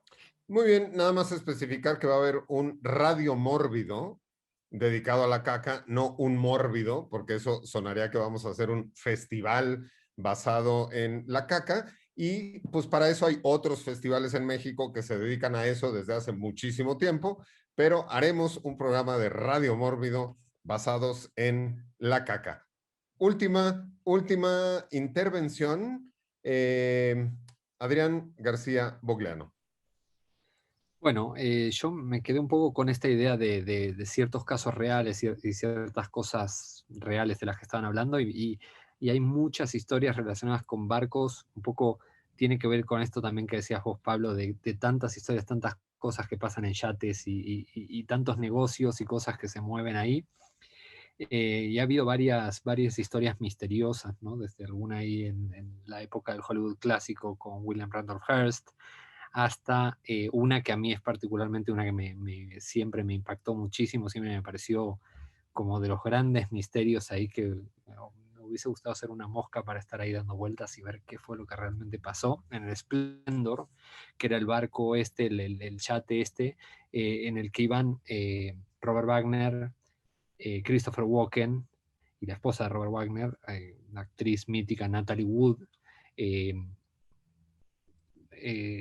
durante cuyo viaje Natalie Wood murió, aparentemente ahogada accidentalmente, pero nunca se supo realmente qué pasó. Christopher Walken nunca quiso hablar al respecto, y siempre estuvo ahí la duda. Christopher Walken y Natalie Wood en ese momento estaban trabajando juntos en una película maldita que se llamó Brainstorm, una gran película de Douglas Trumbull, y nunca se supo realmente qué fue lo que pasó ahí. Entonces ese es como un barco con mucho misterio, ¿no? Un yate con mucho misterio.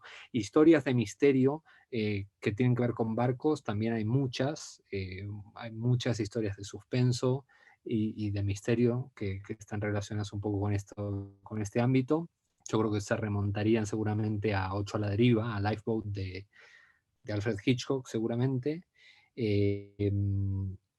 Pero yo, bueno, justo el otro día volví a ver casualmente una película que me encanta y que es creo que poco valorada, que es una película australiana que se llama Dead Calm, que es una película de principios de los 90 con Nicole Kidman y Sam Neill y Billy Zane jovencísimo también, que estaba producida por George Miller, una película que es fabulosa realmente, es una película que no para nunca, una maquinita de suspenso impresionante, y diría que como escena de suspenso impresionante también me gustaría nombrar la escena del asesinato de Jude Law, perdón por el spoiler, para los que no la hayan visto 20 años después, pero bueno, en Talented Mr. Ripley, gran escena, una escena realmente muy violenta y muy brutal. Así que nada, nombrar eso, y como íconos también relacionados con el terror, que me parece que no podemos dejar pasar, ícono mexicano que tenemos que nombrar, que es el Triángulo Diabólico de las Bermudas de René Cardona, de buena presencia de barco ahí. Y no me puedo olvidar de dos grandes íconos para mí absolutamente maravillosos, que son Jason colgado del ancla del barco en Jason Takes Manhattan, película que a pesar de que se llama Jason Takes Manhattan, gran parte de la película transcurre arriba de un barco, en realidad no transcurre en Manhattan. Y la otra que es la gran protagonista de I Spit on Your Grave, Camille Keaton con su hacha en la mano, en una lancha, pegando hachazos ahí a sus violadores. Yeah. Muy bien. Pues ahora que mencionas el diabólico Triángulo de las Bermudas de René Cardona Jr. Y de grandes protagonistas, habría que contar una anécdota. Cuando se filma la película del diabólico Triángulo de las Bermudas, en uno de los barcos que estaban utilizando para la filmación de la película, había una muñeca que además todo el tiempo cambiaba de locación. O sea, la gente estaba trabajando, no sé qué, no sé qué, no sé cuánto, en la cubierta, y ahí estaba de pronto la muñeca, y de pronto cambiaban y trabajaban en unos de los camarotes, y de pronto ahí estaba la muñeca. Y entonces empezó todo este rollo de que había una muñeca maldita adentro, arriba de uno de los barcos. Andrés René Cardona III se llevó a esta muñeca maldita, y esta muñeca maldita es la protagonista de Vacaciones del Terror. La muñeca que vemos en Vacaciones de Terror es una muñeca que no hicieron en arte en la primera película, sino se la encontró René Cardona arriba de un barco cuando filmaron Diabólico Triángulo de las Bermudas. Obvio no movía los ojitos, eso ya lo hicieron después para la película, pero anécdota de cine mexicano para que usted lo sepa. Evidentemente no mencionamos al Demeter de manera directa, pero este barco que se creía que traía un virus o que traía unas ratas o que traía un algo porque no traía tripulación, entonces también entra dentro del asunto de barcos fantasmas, pero pues en realidad el virus que traía era al mismísimo Drácula. También estos barcos impresionantes que son los rompehielos, ¿no? Y ya mencionamos al principio del programa los barcos que se quedan atorados en los hielos, y hay de pronto un par de películas de Frankenstein donde podemos ver ese momento del barco en el hielo y que Frankenstein llega por ahí caminando. Evidentemente, se nos quedó mucho afuera.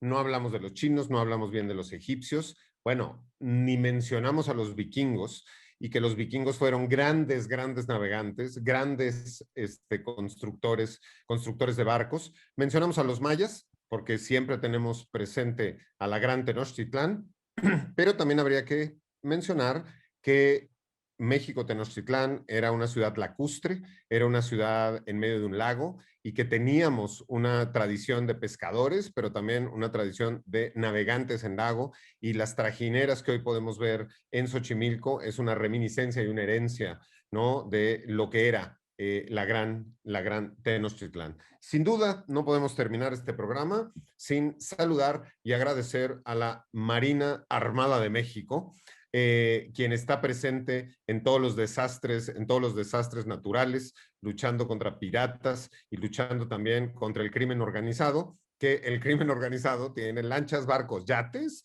y hasta submarinos para poder pasar ese polvo blanco hacia el gran vecino del norte, que también es el mayor consumidor de drogas, de grasas saturadas y de azúcar del mundo.